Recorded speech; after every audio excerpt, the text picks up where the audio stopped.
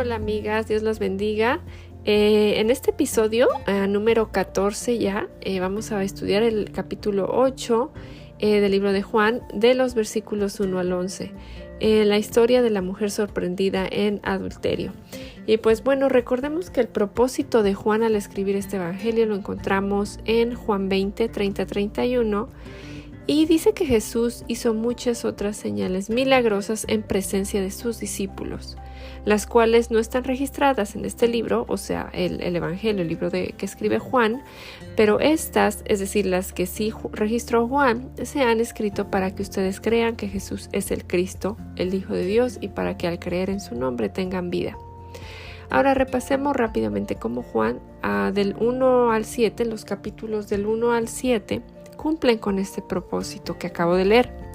En Juan 1, Jesús es la luz que brilla en las tinieblas y que ilumina a todo ser humano. Él es la palabra que se hizo carne, Dios en la tierra, y Él es el Cordero de Dios que quita el pecado del mundo. En Juan 2 vimos que la primera señal que hizo Jesús fue convertir el agua en vino. También vemos que sus discípulos creyeron y en Jerusalén durante la Pascua muchos creyeron en su nombre a ver sus señales, las señales que él hacía. En Juan 3, Jesús le habló a Nicodemo acerca de cosas celestiales. Él, el Hijo del Hombre, descendió del cielo y Él es el Hijo unigénito de Dios, enviado para dar vida. En Juan 4 vemos la historia de la mujer samaritana y la cual reconoció a Jesús como profeta. Él le dijo que él era el Cristo y luego sanó de lejos a la distancia al hijo del oficial. En Juan 5 también vemos que está sucediendo una festividad en Jerusalén. Jesús sana a un hombre que había estado enfermo por 38 años y como era el Sabbat, esto comenzó una persecución, la persecución de Jesús de parte de los líderes judíos. Y también llama a Dios su propio Padre, haciéndose igual a Dios. En Juan 6, Jesús alimentó a 5,000 y sus 12 discípulos lo vieron caminar sobre el agua. Luego, en este mismo capítulo, Jesús enseñó que Él es el pan vivo que descendió del cielo. Muchos de sus discípulos se alejaron de Él en este momento. En Juan 7, durante la fiesta de las enramadas en Jerusalén, Jesús usó agua viva para enseñar acerca del Espíritu Santo que sería dado después de que Él fuera glorificado. Algunos buscaban matarlo, pero nadie le echó mano porque aún no había llegado su tiempo. Pasemos ahora específicamente al capítulo 8 de Juan y por hoy enfoquémonos en los primeros 11 versículos. Y dice: Pero Jesús se fue al monte de los olivos. Al amanecer se presentó de nuevo en el templo, toda la gente se le acercó y él se sentó a enseñarles. Los maestros de la ley y los fariseos llevaron entonces a una mujer sorprendida en adulterio y poniéndola en medio del grupo le dijeron a Jesús: Maestro, a esta mujer se le ha sorprendido en el acto mismo de adulterio. En la ley, Moisés nos ordenó apedrear a tales mujeres. ¿Tú qué dices? Con esta pregunta le estaban tendiendo una trampa para tener de qué acusarlo, pero Jesús se inclinó y con el dedo comenzó a escribir en el suelo. Y como ellos lo acusaban a preguntas, Jesús se incorporó y les dijo: Aquel de ustedes que esté libre de pecado que tire la primera piedra. E inclinándose de nuevo, siguió escribiendo en el suelo. Al oír esto, se fueron retirando uno tras uno, comenzando por los más viejos, hasta dejar a Jesús solo con la mujer, que aún seguía allí. Entonces él se incorporó y le preguntó: Mujer, ¿dónde están? ¿Ya nadie te condena? Nadie, Señor. Tampoco yo te condeno. Ahora vete y no vuelvas a pecar. Cierre de comillas. Entonces vemos que Jesús estaba en Jerusalén y enseñaba en el templo temprano en la mañana, y algunos escribas y fariseos le trajeron a esta mujer que había sido sorprendida en adulterio. Cuando los acusadores de la mujer la llevaron ante Jesús, esperando que pronunciara el juicio, él les dijo que el que estuviera libre de pecado tirara la primera piedra. 1 a 1, la multitud a condenatoria se fue. Entonces Jesús le dijo a la mujer: tampoco te condeno, ve y no peques más. Versículo 11. Ahora la mujer había sido descubierta. Era culpable según la ley de Moisés, lo cual vemos en Levítico 20:10 y Deuteronomio 22:22, que si alguien cometía adulterio, tanto la adúltera como el adúltero, los dos, serían condenados a muerte. Para empezar, vemos al menos dos incoherencias de parte de los líderes religiosos. Número 1, ellos no estaban preocupados por la santidad, solo estaban tratando de tenderle una trampa a Jesús, lo cual lo vemos en el versículo 6. Si él negaba que ella merecía la muerte, podría ser acusado de tomarse a la ligera la ley mosaica.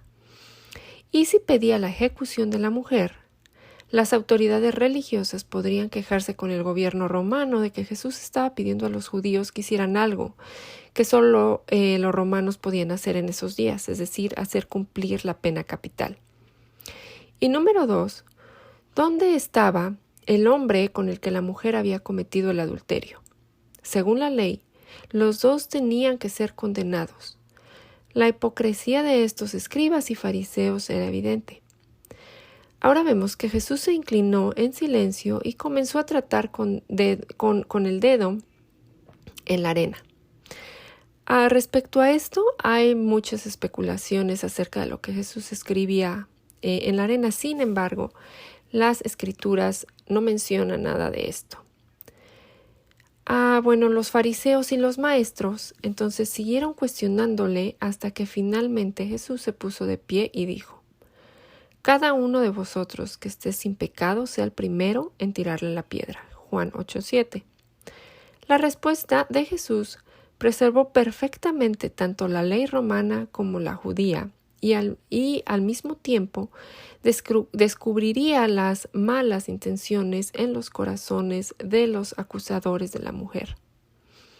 Después vimos que, inclinándose de nuevo, Jesús volvió a escribir en el suelo. Uno por uno, los acusadores se alejaron hasta que Jesús y la mujer se quedaron solos. A diferencia de los fariseos, que no tenían en cuenta la vida o la santidad de la mujer, Jesús se enfocó tanto en la vida como en la santidad de ella. Él no condenó a la mujer, sino que le extendió gracia, misericordia y perdón. Jesús la tranquilizó con palabras de gracia y verdad. Entonces yo tampoco te condeno, ve ahora y no peques más. Juan 8:11. Jesús le ofreció una vida nueva. El perdón que él le ofreció la debía conducir a la santidad y a una nueva vida. Jesús no dudó en decirle: deja tu vida de pecado. Jesús ilustra aquí la armonía entre la justicia y la misericordia. Dios pronuncia juicio sobre el pecado y proporcionó también la manera de escapar de la condenación. Como lo vemos en Romanos 8:1, que dice: por lo tanto, ya no hay ninguna condenación para los que están unidos a Cristo Jesús. Dios nunca trata el pecado de manera casual, sino que llama a los pecadores a alejarse de su antigua y corrupta manera de vivir, como lo vemos en Efesios 4:17 al 24. Podemos estar seguras, Jesús no contradijo la ley en ningún momento. Mateo 5:17 inclusive dice: no penséis que he venido a abolir la ley o a los profetas. No he venido a abolirlos, sino a cumplirlos. Solo Jesús podría haber arrojado esa primera piedra, pero eligió ejercer misericordia en su lugar, diciéndole a la mujer que fuera y no pecara más. Él había elegido hacer lo mismo y Él ha elegido hacer lo mismo por aquellos que creemos en la persona y obra de Cristo. Amiga, muchas veces el versículo 7, que dice: aquel de ustedes que esté libre de pecado que tire la primera piedra, es usado como excusa para vivir en pecado. Esto no debe ser así. Estamos llamadas a juzgar con justo juicio. Los fariseos se caracterizaban por su hipocresía, por poner cargas pesadas a los demás que ni siquiera ellos mismos eran capaces de llevar. Cuando estamos viviendo en pecado y alguien nos apunta a las Escrituras con el propósito de ser edificadas, vivir una vida en santidad y ser hechas a imagen de Cristo, no es necesario que estemos defensivas. Recordemos que toda Escritura es inspirada por Dios y útil para enseñar, reprender, corregir, instruir en justicia, a fin de que el hombre de Dios sea perfecto, enteramente instruido para toda buena obra.